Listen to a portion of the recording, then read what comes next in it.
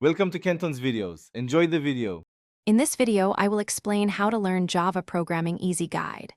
Begin by installing the JDK and a code editor, then run a simple Hello World program to confirm setup. Focus on core concepts like variables, loops, methods, and classes in small exercises.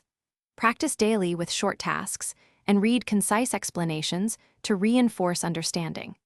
Keep projects tiny and build complexity slowly to avoid overwhelm. In this video, I will explain how to learn Java Programming Easy Guide. Start learning classes and objects by modeling simple real things, like a task or user, to link code to concepts. Explore collections and arrays to manage groups of data, then practice exception handling for safer programs. Use small projects that read and write files to make learning practical. Repeat key ideas and build short programs to solidify each concept before moving on. In this video, I will explain how to learn Java Programming Easy Guide.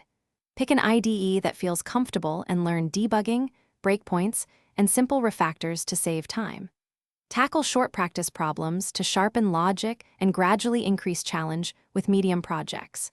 Create practical apps such as a to-do list or calculator to practice user input and state. Share your code and get feedback to improve style and design choices as you progress. Thanks for watching. Consider subscribing if we helped you.